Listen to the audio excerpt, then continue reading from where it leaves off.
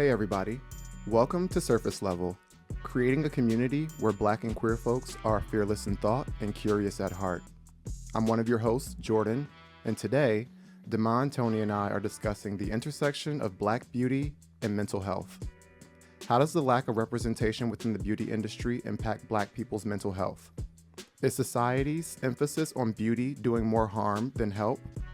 This is Pretty Hurts. Yes. Like that, right? Pretty Hurts. I knew you were going to sing it when I actually... Perfection.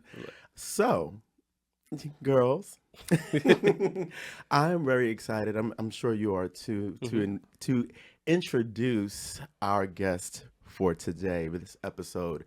So I'm going to give you a little bit of context and history. So today's guest is a global makeup artist, creative director, and activist who's worked with some of the most notable faces in the world, from Naomi Campbell and Iman to Mary J. Blige and Serena Williams. Oh, and someone I'm sure none of our listeners have ever heard of before by the name of Beyonce Giselle Knowles-Carter, who he's worked with since 2010. He has served as a global ambassador and creative director for L'Oreal Paris, has partnered with some of the most renowned brands in the world, such as MAC and Barbie, and his work has graced the covers of countless magazines. Today, we're excited to welcome our friend and a beautiful human being, both inside and out, Sir John, to our Surface Level family. Hey guys. Welcome. What's up? Thank you for having me. Welcome. Whoa. Oh Hey my guys, goodness. what's up? So happy that you're here. We're gonna Yes. get into some beauty, some mental health. I love it. But before we get into that rather serious conversation, we're gonna do a little icebreaker so that our listeners can get to know you a little bit better. And I Love thought that. it was appropriate for us to do a game centered around someone that we all know and love. It's a game of this or that, and I'm calling it Above and Beyonce. Above Beyonce. So I'm going to give a scenario with two options, and you're going to give me the option that you would pick. And Okay. then I will love for all three of you to answer. All right. I like this. Which film, Carmen, a hip opera, or The Fighting Temptations? Sir John, let's start with you. Pink Panther. Okay. That just sent me. I'm just like, okay, Cadillac Records. Are we just going off? It's funny. We just watched Fighting Temptations at my house the other day. Really? Yeah, it was randomly on YouTube. Oh, the full thing? Full movie. Wow. Yeah. I'm gonna say Carmen the Hip Hopper, just because the drama of it all. It's very over the top. So I'm gonna go with that one just because it's fun. It's very camp. Okay. But Damon, did you answer, or is Cadillac Records your? Cadillac Records is the thing. Oh, okay. So we just all go. We all going off script. We're going road. What about Why you, not? Jordan? Carmen the Hip Opera for Okay. sure. That movie really touched me. It did. It left a huge imprint on me. All right. Which career stunt? VMA pregnancy announcement or surprise album drop? Oh, definitely. I mean, definitely the surprise album drop. I remember we were on the tour bus. I believe we were in Australia at the time, and we were just counting down. We were just leaving the show, just counting down, so we knew it was happening. Like drum roll, blah blah blah blah, and then everybody got silent because our phones were going off. And so then the world changed. Wow. The world definitely stopped. It sure did. I'm gonna say the album. Okay. I remember, I woke up in the middle of the night, saw it happened. Everybody was talking about Partition, so I went to watch and listen to that one video and song, and I was just like, I can't be up with you all night. And I remember having to turn it back off. Oh my goodness. So the next day, I was like, I've had enough. I'm gonna be up all night, and I gotta go to work tomorrow. It was so strange because work was canceled the next day, first of all. But I woke up. It was like one of those things where it's like you slept through the earthquake. I was asleep and I woke up and I checked my phone and then I immediately go to Apple Music. Yeah, and then I just started watching the whole thing and I could not watch it. So I was up and for the however long the album is, and then the next day work was given very much of like Beyonce's album just came out. Don't talk to me. Fuck this job. Right. I would say the Mine album was too. I think that the album dropped right after the Scandal season finale. Because Oh. I remember I had some friends over and the season finale happened. We're all talking about the season finale. And then somebody was just like, Beyonce has a new album. No one believed it because at that point we weren't doing surprise drops. No. We were doing rollouts. Right. So, That's what we were doing. yeah. No, I'm agreeing. Yeah. All right. All right. Which lead single, Run the World or Single Ladies? Oh, single ladies all day. Yeah, I would say single. You know, when Single Ladies came out, it was very. I was like, what is this? Slow burn. And then it came. Well, Then I got into it. When Run the World came out, though, I was like, I wish it was End of Time. Right? Like I was like, that should have been the lead single. So I'm gonna say Single Ladies because it's just so iconic. The video actually did what needed to be done. Right. Formation. Next question. That one, you know what? Actually, yeah, for sure. I have to, That's the answer. I don't know what question you asked, but that's the answer. No, the answer is definitely Single Ladies. I'm scared of what Single Ladies would have done if TikTok was out at that time. Oh wow! Single Ladies was TikTok. Yeah, It was, It right? was TikTok. that's a good way to look at it. Damn. Wow. It would have. Whew, we would have been all doing it. Well, we already were. They were. All right. Which Super Bowl halftime performance? 2013 or 2016? 13. I was there on the field. I was there on the field in 2016, so that was a moment. We were in San Francisco. I'll never forget it.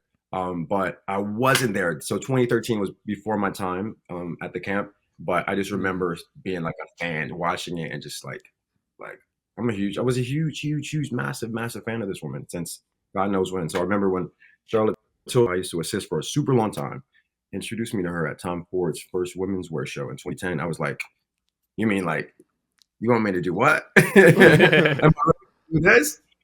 So yeah, I had to get her together, Daphne Guinness, Julianne Moore. I remember I met Joan Smalls that day. Oh, that And show. then- yeah. It was really good time. That's a cool Yeah. show. It was like a moment in time. Like Beyonce walked in Yes, the show. baby. Julianne Moore walked. They like walked in the show. They weren't just like at the show. Really? Yeah. See, And she got the dressed fashion in girls these- know. Yeah, She got dressed in Tom Ford's office. I'll never forget. I remember seeing Julius, this huge, handsome man, at the door. And then I met Neil, who was curling each curl hand by hand, like, my Trinidadian brother and glam. And so, yeah. Yeah, the 2013 moment was I love such a must, like appointment Yeah. viewing, must see TV. We Yeah. gathered all together, and we I think we all kind of just like melted Yeah. and screamed at all the emotions all at once. It was I also prefer concerts in the nighttime.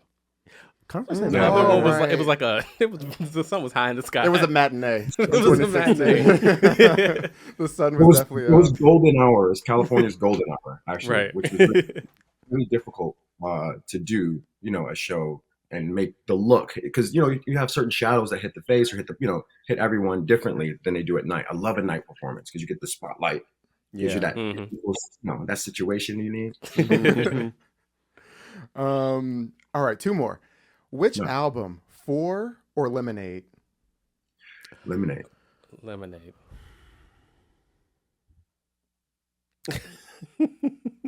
I don't. Four holds a special place in my heart Four is a very because I'm an special. R&B girl, and that's her. That's Mhm. that's That's her. So I'm gonna just go ahead and say Four. I'm gonna say Four too. That really sent me. I Yeah. think. Yeah. What's the song that I love? It's not Care. I I care Care. is my. It was like my favorite. And when she Beyonce performs song. that, when she Yeah. did that at Coachella, The vocal into the guitar string. girl. Just turn it off. Just turn it off. All right.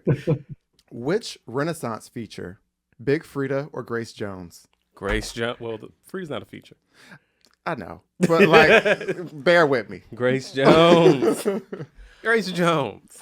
There are no more answers. I'm gonna say Grace Jones because if I don't, I'm demand, gonna to my snatch your mic. mic off.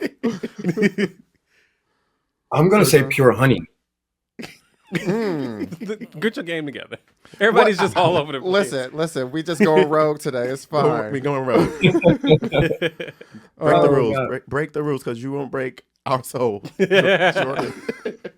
No, actually, I think, and also the Queen's remix, which she remixed Oh, the Madonna's break- Vogue. Yeah. And Madonna's That was never dope. done a remix with anyone else. That was a great track. I love Vogue. So Yeah. dope. That was a pleasant surprise. I wasn't expecting that. And I was Mhm. just like, ooh, Yeah. another gift. I was gonna say Big Frida just because like Yatta, yatta, yatta, yatta. yes, yes, screaming. Yeah. All right, and Sir John, this is the last question in this section, and it doesn't have to be Beyonce related. What are you curious about? Hmm. I'm curious to know what do you want if you have to really think about which one takeaway that you want your audience to consume or be filled with your voices because of your voices, each one of you guys. Oh, what? This is the No, that's the first. first This time is that's the ever happened. first. This is a actual a net new experience on the show. Okay, one of y'all wanna take it first? I'll go first, just so because you girls might take my answer. My hope is that people can feel seen, Mhm. and feel less alone in the world. That's really what I hope, and that people somehow get courage to stand in their truth and live in their truth, and be able to experience the level of freedom that I've been so blessed to experience through standing in my truth. Love. I hope people are encouraged to break every fucking rule they've ever been told and realize that there are none. Mhm. I want our audience to see the power of community and see us be able to have a conversation on the show, disagree, agree, share vulnerabilities, respect each other, maybe get a little, rat tat tat with each other, and then still it's all love at the end of the day. And I think seeing that and being able to take that and replicate that. Wow, Yeah. that's beautiful, guys. Thank Wow. Okay. All right, Sir John, he's shaking it up. All right. So Wait 1 second. It's hot as fucking here. You hot? Are y'all hot now? I I think it's because was, I'm but wearing then suede. I unbuttoned my shirt. You still hot through the I'm mesh? fine. It's Heat it. For the Oh. first time, I'm not hot. The only thing about this though is that when the AC comes on, it always shakes my camera. That's true. I'll have it on the So low now I gotta scan sweat. setting sometimes You gotta as well. sweat because I can't be sitting over here, Do an off the shoulder moment. You good for that? This is my look. All right, keep going. You good? I'm sure. Okay. She's melting. All right. So let's get into the conversation, Sir John. The first question being that Black men don't often feel attached to the word beauty. And I wanted to know, growing up, have you ever intentionally distanced yourself from the concept of beauty? Well, listen, I grew up in Buffalo, New York, and it was buff. It's tough up there, and I moved to New York City when I was 18.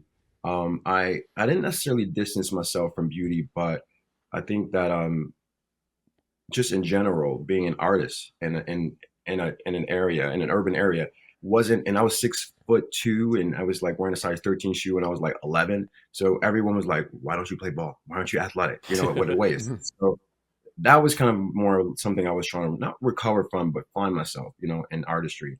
But I don't think I ever tried to run. That's not why I tried to run away from beauty. I tried to leave makeup a couple times, and it just kept coming back to me in different ways. But because I was trying to, it's like when you're young and you're a creative, we're the first generation to normalize being creatives. We're the first generation to normalize mental wellness, and so you're looking around trying to feel your way through the wilderness. It's almost like Wi-Fi. It's there, but sometimes you just can't capture it. So I think that early in my career, I was just basically just trying to find myself and do what I needed to do to align. Yeah. Yeah. I mean, I don't. That question's interesting because I never thought about beauty. I just wasn't. No kidding. I never really kind of sat back and was like trying to run away from the concept of beauty and what that means. And so it's I don't know. What about you guys? Like, has that been something? Like, have you thought about it? Were you running, babe? Because I couldn't. I was looking at this question too. I was like, I don't know. I mean, I was thinking about one specific thing. So I think that obviously what I would see growing up is that little girls are always sort of like taught to aspire to beauty, beauty standards are put on them. I think that boys typically have a little bit more freedom and don't have to feel attached to that word. They can roll around in the mud and do things that aren't deemed beautiful. I'm thinking about one specific situation where I was in middle school and I started getting a lot of attention from the girls from my eyelashes. Yes. And with that positive attention from girls, the guys started making fun of me because of that. And so I was in this weird crossroad where I was just like, the girls are making me feel beautiful and the guys are making me feel gay. Well, I mean, I already am. But He's like, but I want attention from the boys. it didn't help the allegations, is what I'm saying. And so I actually cut my eyelashes off. Oh my God. When I was in middle school. Child, the sun was burning through. And Magic. I thought that was like that was one time where I was just like, I felt like me sort of embracing things that are typically considered beautiful. Yeah. Sort of made people label me more feminine, and as a result, like sexually non-heterosexual. Yeah. Which I wasn't trying to deal with in middle school. Well, when It's isolated. That actually is it does bring me back to my adolescence and when I was younger. Like I was on a step team and I was surrounded by girls and they always thought I was pretty Tony. And I had similar experiences. Like I thought I loved the admiration and the adoration from the girls, and it did, I guess, make guys. Maybe they were jealous. They were given very much of like the girls are on him, and he must be one of the girls. Now I'm just giving. Okay, is that your backwards way of like making yourself feel better? I guess. But yeah, that was a moment. Okay. But guess what? Those guys. I have a saying for that. It's like, guys, listen. I used to get more girls on accident than these guys got on purpose. So I understood. Like, why? You don't hate me. You know what I mean? Like, but it's all good. No, no. I'm joking, but I'm not. I kid. No, I mean, I'm joking. No, I'm not. I feel like we probably all have experienced that because we probably, on top of actually carrying ourselves a certain way, we probably respected women a bit more. So that makes a difference as well, and attracting just human beings in general. Yeah. All right. So we just kind of talked about this a little bit, but many people view the beauty industry as inherently feminine. Sir John, as you were sort of maturing into your own queer identity, did you have any reservations about pursuing a career in beauty? So like, I guess coming more to into like your adult life and really going forward with that career.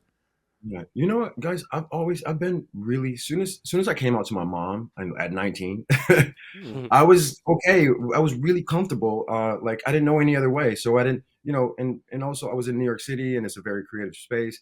So I wasn't like in a small town and having to like worry about what the family, my uncles and these guys thought. So no, I just ran with it. I didn't care. It never occurred to me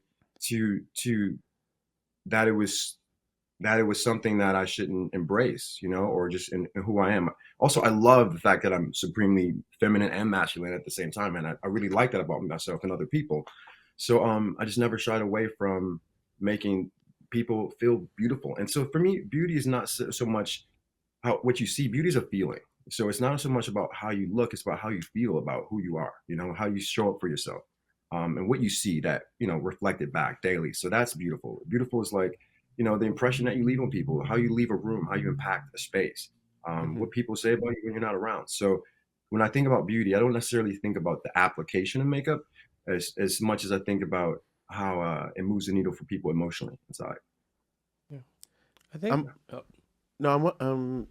Well, I don't want to cut you off because I'm also another question I have on that is since you came out at 19 and you're cool with your mom and didn't have that to worry about. I'm wondering, with the career of going into beauty and doing makeup, was there a reservation around like how you gonna make money doing that?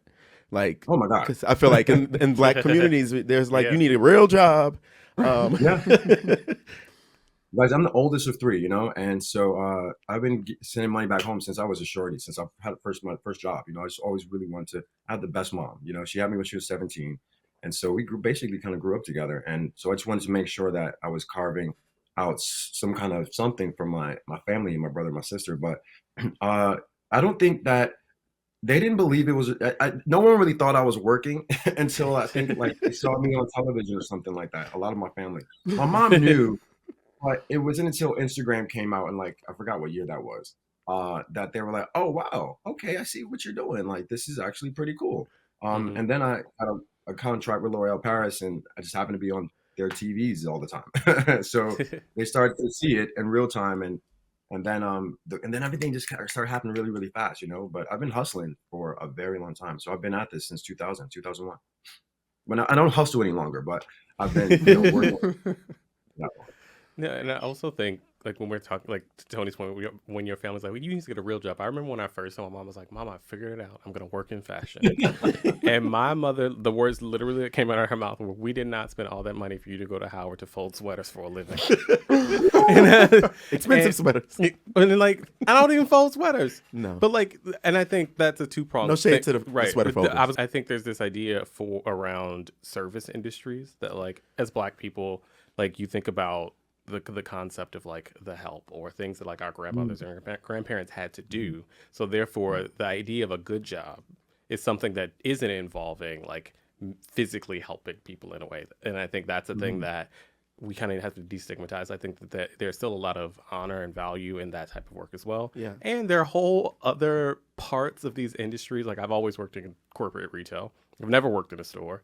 And like there are whole parts of it that are connected to like people that have degrees. There are parts of it connected to people that just like work through the ladder in a store. And I think it's a thing that we often don't, or at least our parent, mom, at least maybe it's just my mama, but just did not necessarily understand. I still feel like even you can tell them a million times over, and you still might get a text. So where you work again? Right. And what is it that you do? Which department is People it? will be like, "You work at Ralph Lauren, right?" I haven't worked at Ralph Lauren in like 8. I also, it's funny. I've worked a bunch of places, and I love when I work somewhere where like my family knows what it is. Yeah. So that's another thing too, where they feel like when I worked at Ralph Lauren, I was like an assistant buyer, and they were like, "My son works at Ralph Lauren." Versus like I was the director of global merchandising at Theory. They were like, "He worked at some little place that sells some things." Listen, there's nothing better than the parents know the place, because then they become proud Mary. They're gonna brag on you and tell everybody. Yeah, I think that it comes down to exposure. I think that I had I know I had a similar experience when I was filling out college applications. I actually put fashion down as my major as well. And we had to change that to business. And I think that, to Sir John's point, our generation is doing a lot of work to normalize creative careers. And I think that, at least for my family, they didn't know what the path was for these things. Like, they were directing me in the best way that they knew how, based off of what they seen other success look like. And I think that in their mind, when they see the few people who get, who achieve success from doing these creative careers, they're just like, what are the odds, Jor? Let's be realistic, Jor.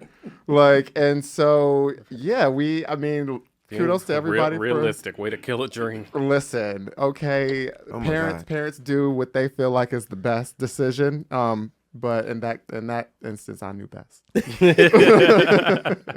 So, Sir John, let's talk about this. There's a sort of a thought process that many men have around wearing makeup and thinking that, it'll make you feel less masculine. The cosmetic industry has been promoted as a means to really enhance what's already there. And so for those of us who might be interested in getting started and wearing a little makeup, what tips would you have for beginners?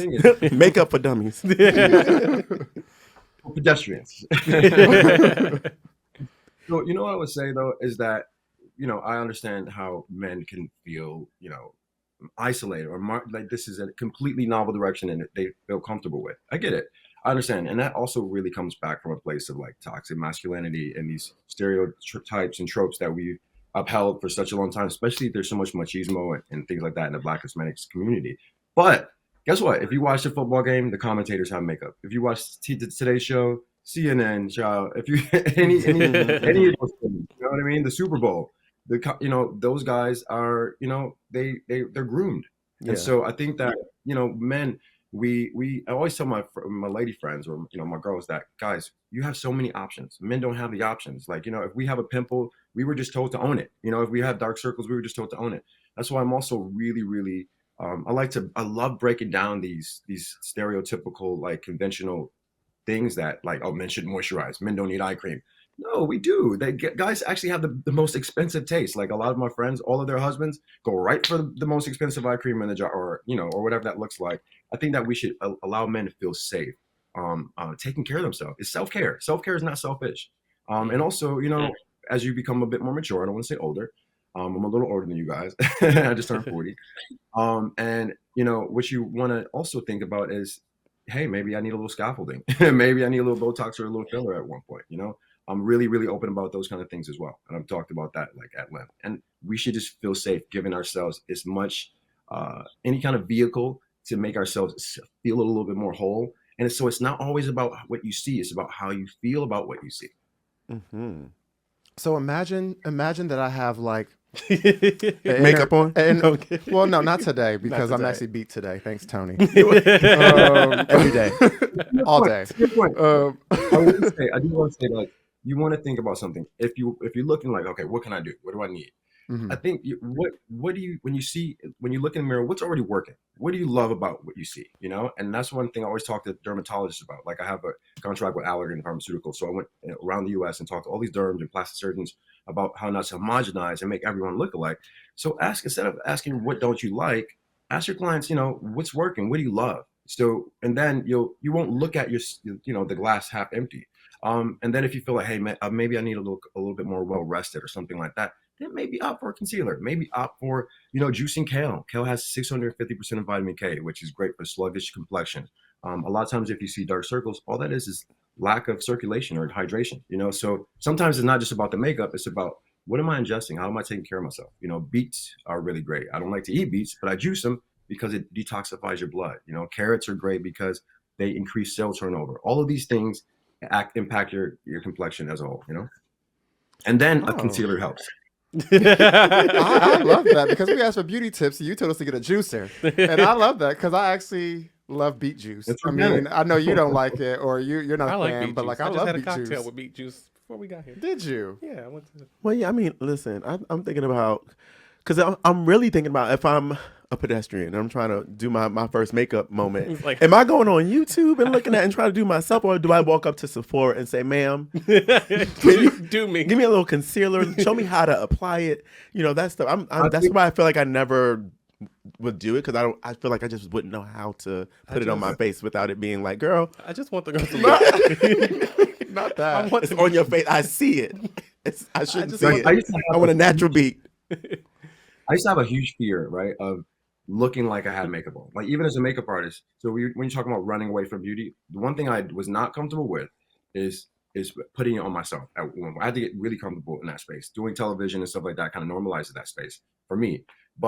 And I was, so that's the phobia I had, I guess, when I'm thinking about what you said more often. But maybe possibly for most guys, it's especially black men or black and Hispanic men, uneven pigmentation. So if you see, maybe your skin is discolored in certain areas, whatever that looks like, go and get a little foundation. You don't have to use it everywhere, but get something like, to give yourself a little love in certain areas, maybe, possibly. You don't have to lacquer everywhere, but give yourself a little bit of coverage where you need it. And possibly bringing your brows back. As we get a little bit older, our brows start to thin out. If you look at baby pictures of yourselves, your brows are big and your lashes, Jordan, like, I remember when you were 22, your lashes are big. Your brows are big. She said you don't And have then- 22-year-old lashes anymore, baby. I don't know, but I want to say that, so bringing some of that love back into bringing some of that attention to the hair, our mustache, our lashes, our brows, that kind of really adds to masculine beauty. Okay. Yeah. Give myself So a little clear mascara. I want the girls to look dewy. Yeah. Not Glossier, greasy. Glossier has one called Glossier called Boy Brow by Glossier. It's so it doesn't look like makeup. It just makes your brows a little Ooh. more dense. You get a Cubano look, after you finish. Come and on now. Yes. good. I'm gonna go to the one in Soho. Yes. Well, you know what? We're gonna have to do a part 2 with Sir John when you're actually beating our faces. The natural beat. That's what I really want. natural beat. So, anything else to add? No. Before we move on to the next question. Girls like free tips. Free tips, more free tips. So, Sir John, we want to interrogate something you said in the past. And you said that beauty is a vehicle for wellness. And we're wondering, does that thinking place too much weight or importance on physical appearance?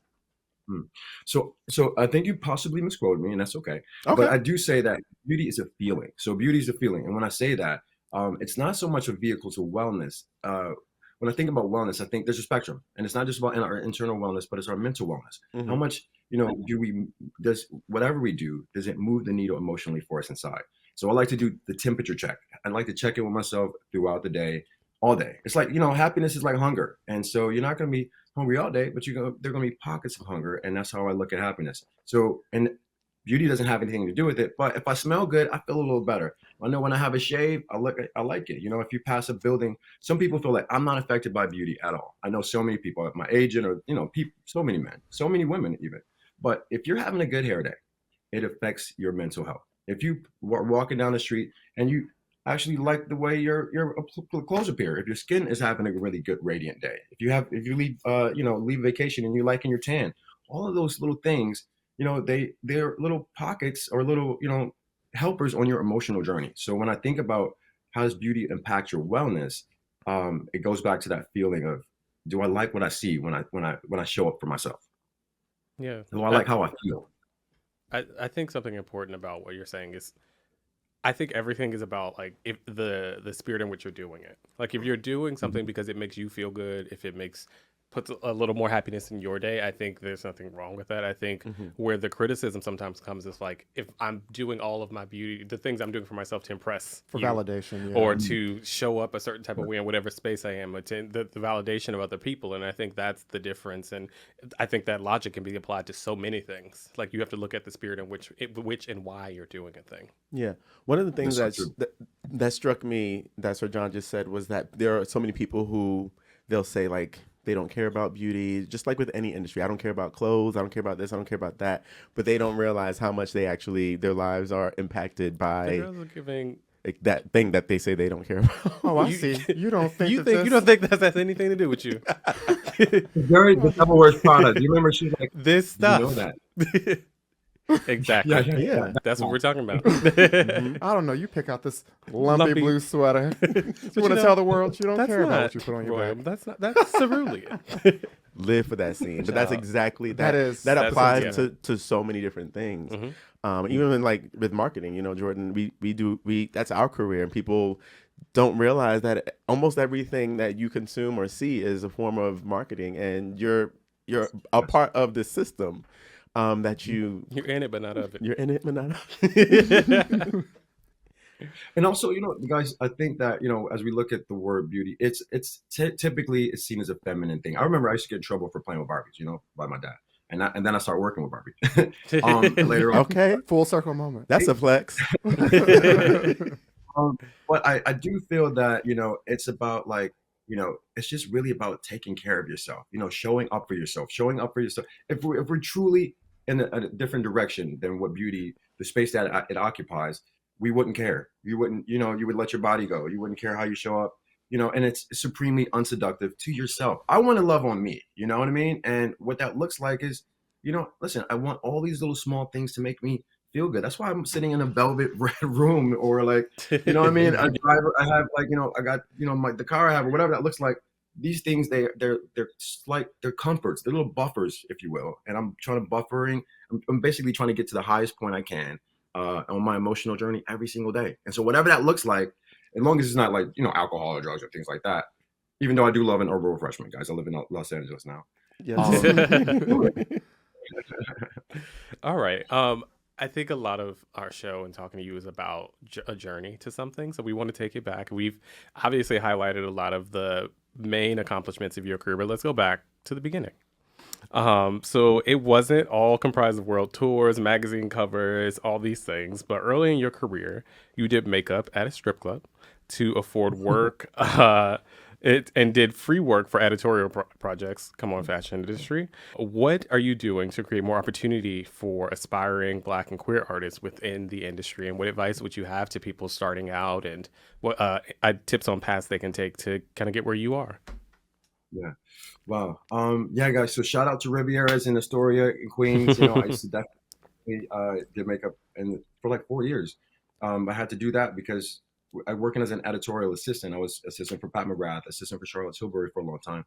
and you made like $100 a day. It was like feed the children. Right. And I just remember but a lot of people who were working had parents who could bankroll. Like that's why the industry was so white. I saw no people of color back then. Because they were bankrolled. Who if they could Yep. intern, all the interns who were at Condé Nast, who were at Hearst, whatever that looked like, they didn't have to work. I had to work. So I did that, and I would basically take a nap, get up, and do the same thing the next day. But it gave me resilience. It allowed me to have a bit more speed. And I love people. I'm only here, guys, because of people. And there's so many people who do amazing makeup. There's so many people who do really great hair, great styling, but they're not a joy to be around. You need to become a destination of energy. And so the way you make people feel is what they remember. They'll campaign for you. They'll fly you, whatever. They literally will, have your back when you make them feel something. And so as long as I'm connected to the feeling and make people feel something, that's going to separate me from a lot of other people. And I always tell younger creatives that. I just did masterclass.com, and I talked a lot about that journey. So to your question, how would what would I tell a younger person to stand out is to know your references, know where we came from, have an eye toward the past, and it'll inform your conversations. It'll form the references that you pull. You'll have something to add to a conversation, which doesn't happen any longer. But I'm trying to think of things that I've done that would open spaces for other people. So I work with Beam, Black Emotional and Mental Health, and so I'm always about talking to our community about how we feel, and just making sure that we are doing the temperature check, if you will, and checking in with ourselves. And beauty's been a vehicle for me to have that platform and have that conversation. Also, I work with Black Beauty Roster. Shout out to Black Beauty Roster. And I even hosted their first summit this year. I gave Samfon a Lifetime Achievement Award. And so for me, it's like, everything I do is activism. So I remember 2020 has really allowed me to use my voice in a way where I'm not even doing as much makeup.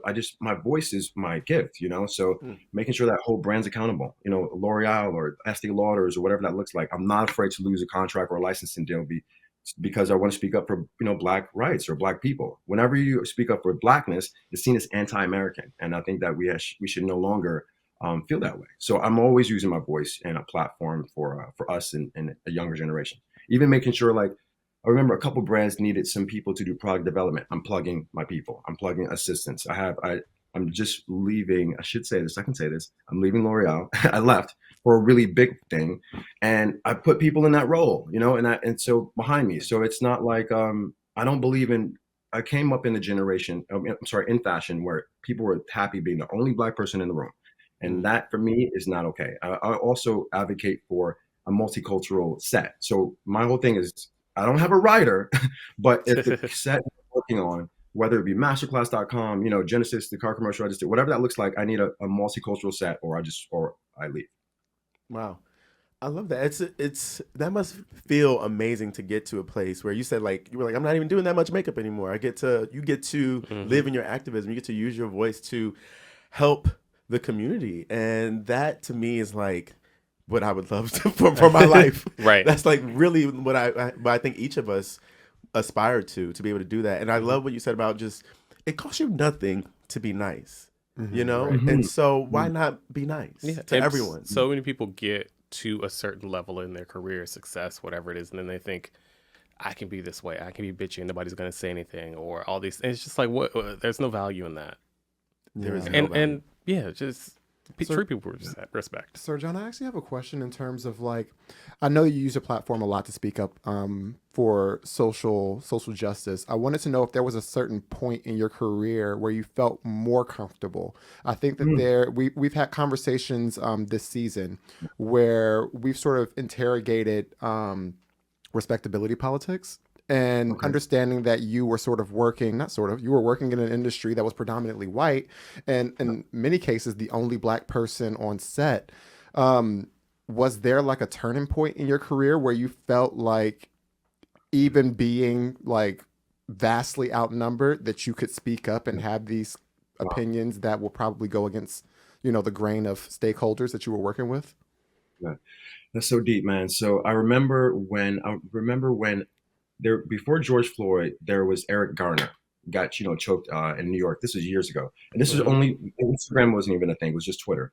And I remember I just got the post at L'Oreal, and I just remember talking to a few people, my contemporaries who were editors, Black women. I'm like, guys, I want to, at the time I walked to Grand Central Station and I laid out. That was how we processed it at the time with my Mhm. brother on.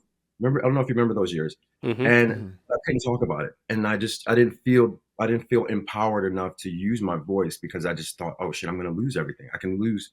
I'm at jeopardy of, in that space. I was programmed to think, and also, the business kind of it did a job on me if I wasn't footed in who I was or footed in my blackness. It made me think, do I need to have a European partner to seem interesting or to get ahead or whatever it looks like? But no, not at all. I think that I know for sure 2020, 2019, after a while, you become really footed and anchored in knowing nothing can be taken away from you. And my whole thing is this.